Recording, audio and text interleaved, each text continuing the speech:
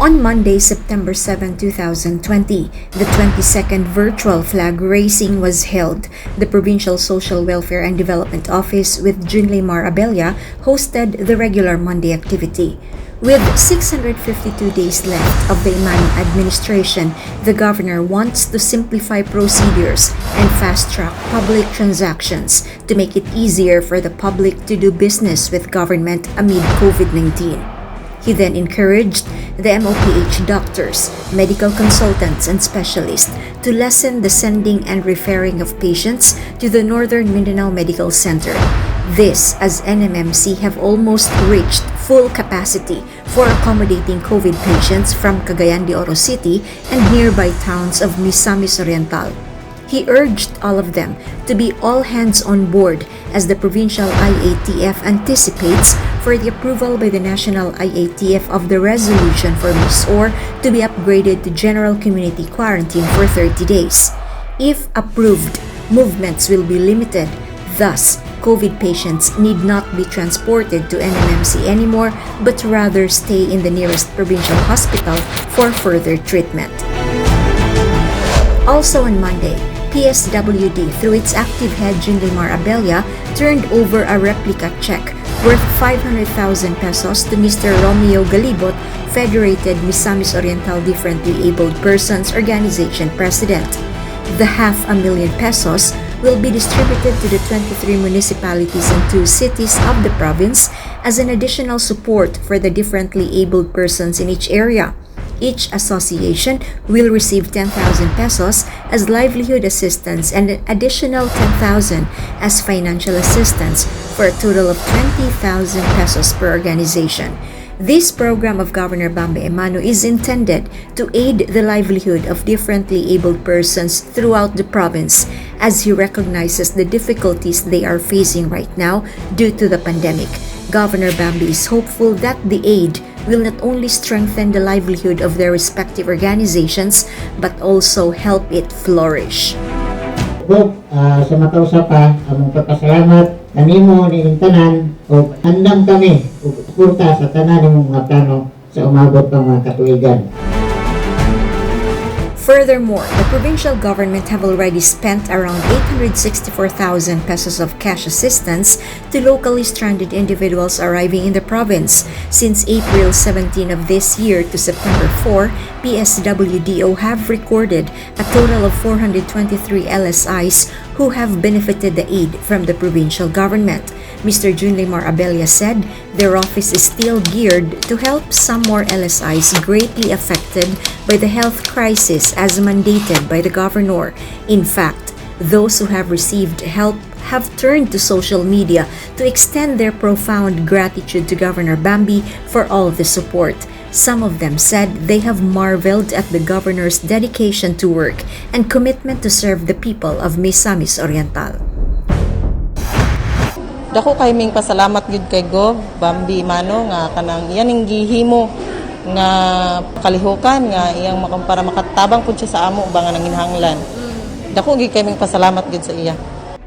Also on Monday, the Assistant Regional Director of the Department of Agriculture 10, together with representatives from the National Dairy Authority in Northern Mindanao, paid a courtesy call to Governor Bambi Emano and discussed his request for support in aiding Misamis Oriental's farmers in these difficult times. During the meeting, Governor Bambi requested for Misamis Oriental's own share of spent grain, a byproduct of San Miguel Corporation's beer production operations. Spent grain is primarily used as feeds for the cattle, horses, and other livestock, especially during dry seasons where feeding grass is scarce. During the meeting, representatives from the National Dairy Authority and from the cattle and dairy industry of Northern Mindanao eagerly agreed to Governor Bambi's request and allocated portions from their own share of spent grain supply as they share the governor's vision of aiding livestock farmers in the province. With this, Dr. Benjamin Resma is expecting not less than 60,000 kilos of spent grain every week as Misamis Oriental's share, which will then be distributed to the farmers. Additionally, on Monday, 25 deserving employees from the different offices of the provincial capital and Misamis Oriental Provincial Hospitals were called to visit the provincial governor's office. The intention was to personally announce their promotion as well as regularization. Governor Bambi personally extended his felicitations to this batch of newly promoted employees, urging them to continue to do well for the advancement of themselves and for more improvement of the government service. He hoped that the job promotion will inspire enthusiasm among employees to work hard and serve the public better even in this time of pandemic. With a grateful heart, the 25 employees were beyond thankful to Governor Bambi for the news that they considered a blessing in the midst of this dilemma due to COVID-19. Gob, daghang di kay salamat Gob ha. Kay dako di kay katabag sa ako agad nga karon. Medyo dako na gid akong posisyon karon. Daghang di kay salamat gid kay Gob. Likewise, it was on Monday that the Provincial Disaster Risk Reduction and Management Office, or PDRRMO, conducted transport operation to a probable highly contagious patient going to Northern Mindanao Medical Center.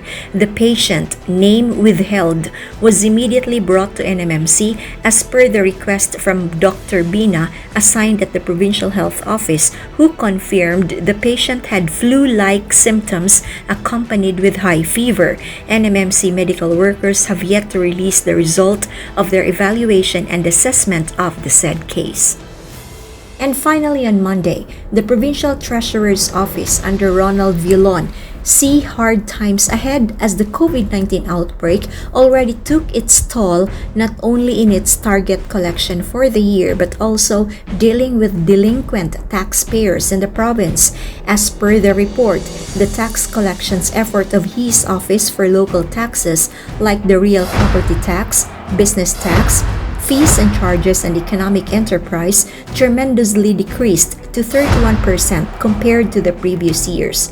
Fortunately, the province is keeping up with big companies like Globe Telecom Incorporated and Moresco One for updating their real property tax contributions, leading to a total collected amount to 3,670,401.04.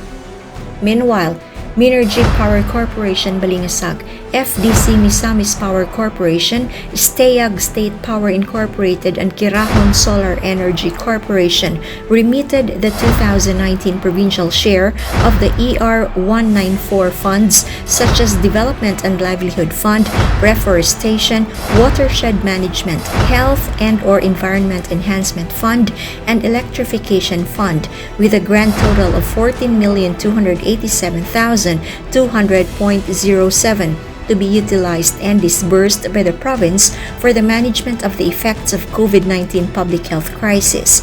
The FDC Misamis Power Corporation also remitted to the province first quarter 2020 share a total amount of 597,065.98 for DLF and RWMHEEF.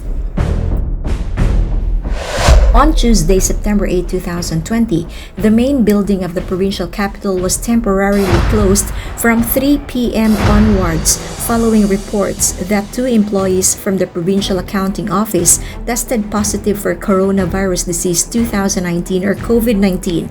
An advisory issued by Governor Bambi through the Office of the Provincial Administrator, Attorney Jocelyn Lord Mateo, stated the provisional shutdown will give way to the sanitation and disinfection of every office in the building, thorough contact tracing and testing those individuals who have been exposed to the infected employees. Governor Bambi, though saddened, said the inactivity of government offices is necessary to protect provincial government employees as well as the general public who regularly and continuously visit the capital offices for various services. He assured Misamisnans that the province is resolute in the fight against COVID-19. He is confident that the capital can overcome this as workers and employees remain in solidarity. It was also on Tuesday that the ceremonial turnover of 4,000 cocoa seed nuts was initiated for the municipality of Lugait at the Lugait Municipal Building. Provincial Agriculturist Mr. Jose Polo Pacamalan and Committee on Agriculture Chairman Board Member Eric Ku, together with Ms. Michelle Roosevelt Morris Lasse, Operations Division Chief of Pagro, officially turned over the cocoa seed nuts to Lugait Mayor Zosimo Perez and to Lugait Municipal Agriculturist Ms. Rosabelia Ugmad. Pagro also donated 20 sacks of sigi-sigi corn seeds. The Cocoa Seed Nut Distribution Program aims to support and develop the coconut industry by providing seed nuts of coconut varieties that produce greater yield to farmers. The team also went to Barangay Bitahon in Lugait and gave 5 sacks of sigi-sigi corn seeds to the corn farmers of the said barangay. Also on that day, the said officials proceeded to Sitio Quiabo, Barangay Lourdes, Alubihid to conduct pre-harvest inspection for the upland rice project.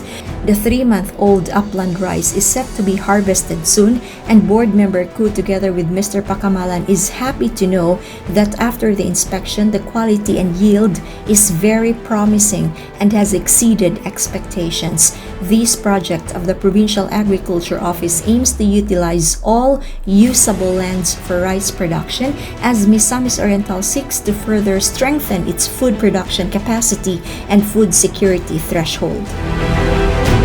Still on Tuesday, the Provincial Veterinary Office, through its Itikan sa Kalambuan monitored layer farms, delivered 6 bags of duck feeds and collected 37 trays and 16 pieces of duck eggs in Taguluan, Hasaan, and Claveria in Misamis Oriental. Wednesday, September 9, 2020, the provincial capital has reopened its doors to the public after it shuttered temporarily on Tuesday for immediate sanitation and disinfection. All offices except the accounting office went back to normal operations Wednesday morning. The office under Ms. Marilu Rivera will resume its daily tasks on Monday, September 14, 2020.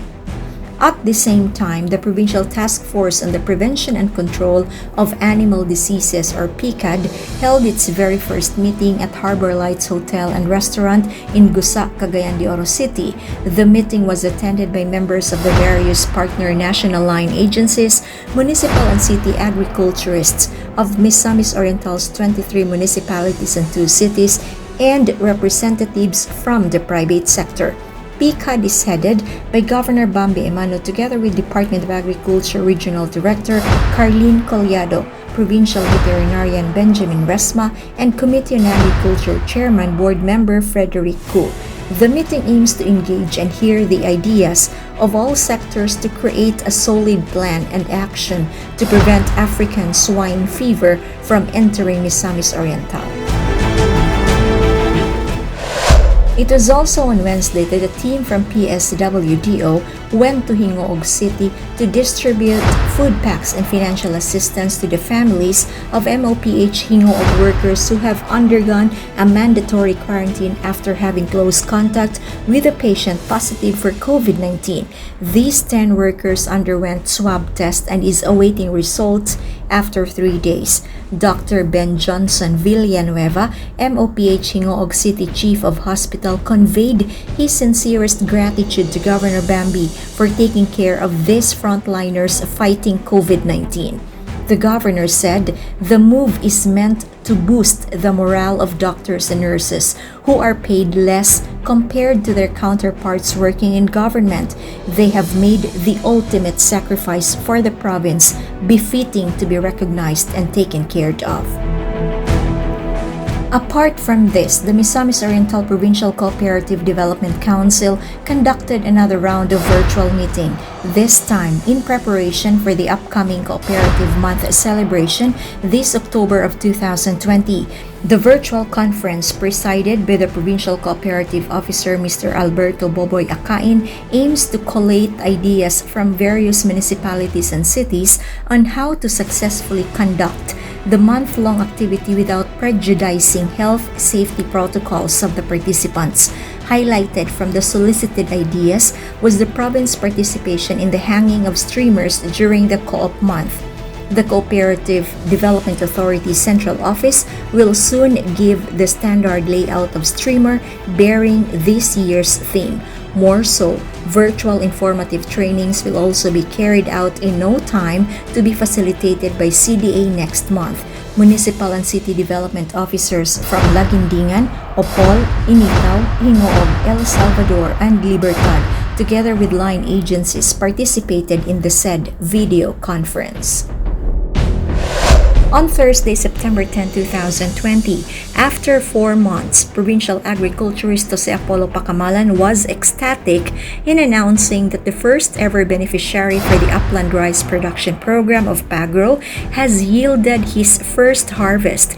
Mr. Rolly Catian from Barangay Lourdes, Alubihid harvested his upland rice in a 1.5 hectare plantation.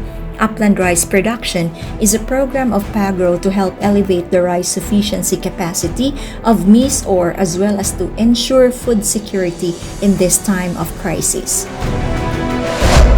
The Provincial Agriculture Office on September 11, 2020, Friday, conducted 3 activities. The team, headed by Jose Pacamalan, turned over 80 male ducks to Ganghaan Little Gardeners Association with 37 members who can benefit the rice duck farming program of PAGRO. Dr. Cedronio Neri from Santa Ana, Taguluan requested to Provincial Agriculture Office 200 coconut seedlings for a possible partnership of cocoa sugar project development of the province between the provincial government and Dr. Neri himself.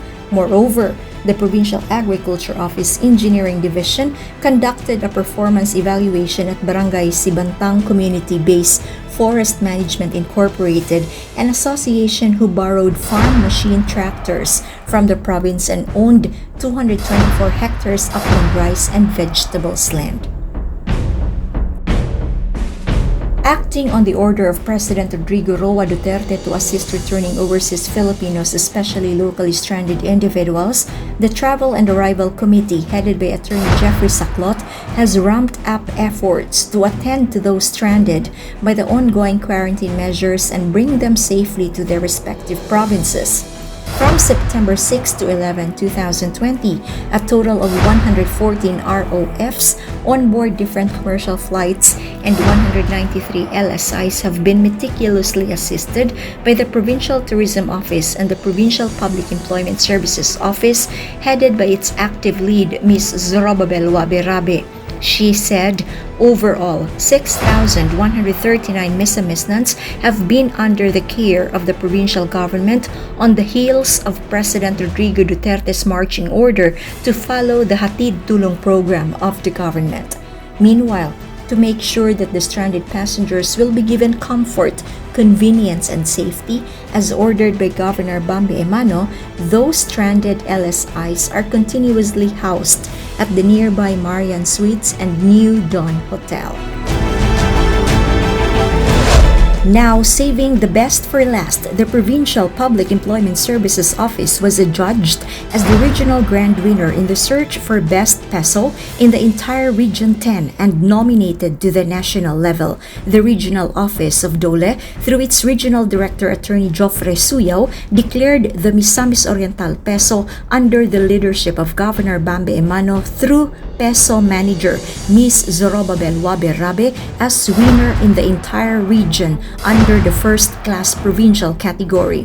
Dole cited the Miss or Peso's significant contribution and outstanding accomplishments in the deployment of employment facilitation programs initiated by the Department of Labor and Employment.